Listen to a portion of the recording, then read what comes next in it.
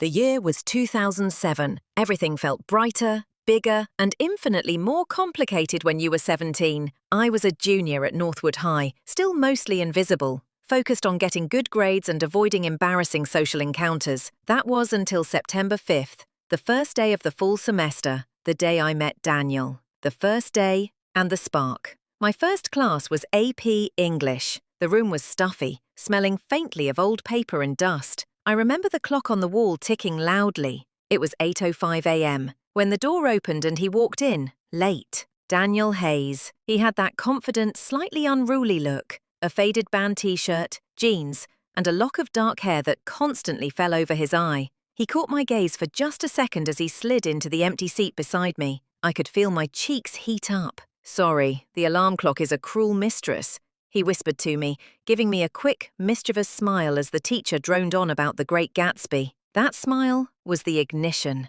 For the next 2 weeks, it was all tiny, thrilling moments, sharing an earbud and listening to his terrible punk rock music during study hall at 3:15 p.m., meeting for stale coffee before the morning bell at 7:45 a.m., the way his hand brushed mine accidentally when we were reaching for the same textbook.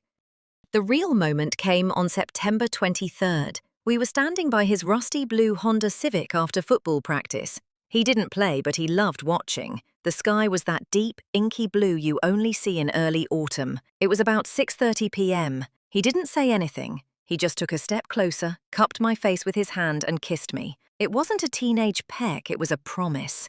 The honeymoon and the secrets. Our love story became the backdrop of the school. We were inseparable. Every Friday night was spent at the empty drive-in theatre lot, listening to music and talking about our wildly ambitious futures. Our spot was the worn, faded picnic table behind the gymnasium, a small piece of hidden paradise we dubbed the Zenith. We carved our initials there, S+D, October 10th, 2007.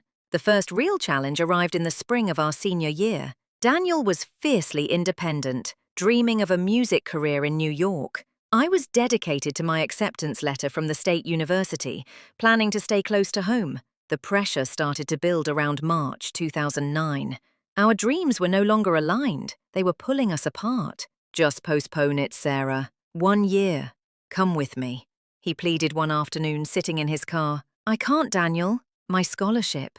This is my future," I replied, the words tasting like ash. These arguments were brief, intense bursts of sadness, usually ending with him grabbing my hand and saying, "We'll figure it out. We always do." The excitement during this time was our ability to escape it all. We'd sneak out late at night, around 11:45 p.m., and drive aimlessly, windows down, shouting lyrics to the radio. That feeling of reckless freedom. That was us. The fade-out and the final letter. Graduation day, June 14th, 2009, was bittersweet. We stood backstage, hiding from our parents, clutching our diplomas.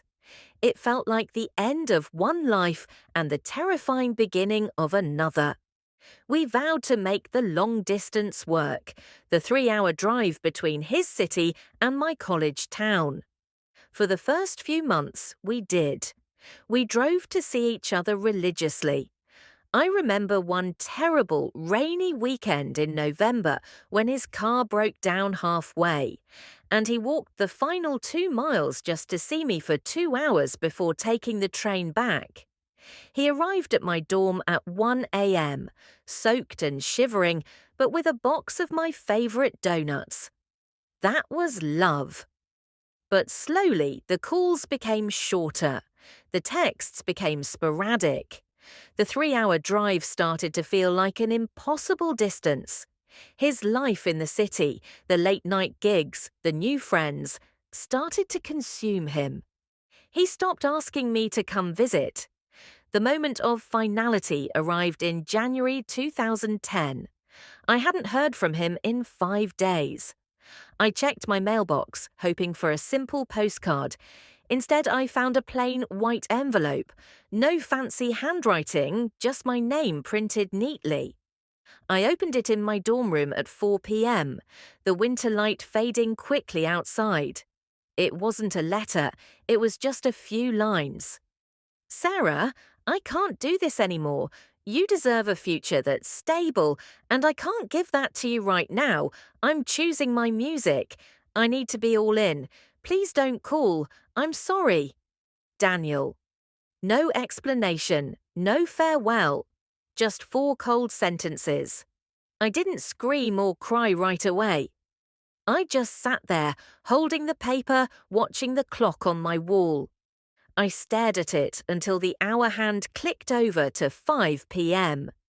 The pain wasn't an explosion. It was a slow, crushing silence.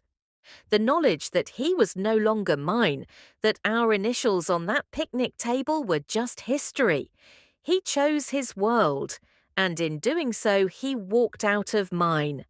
And that was the end of us. A high school epic condensed and extinguished by the harsh, unrelenting reality of 2 different paths.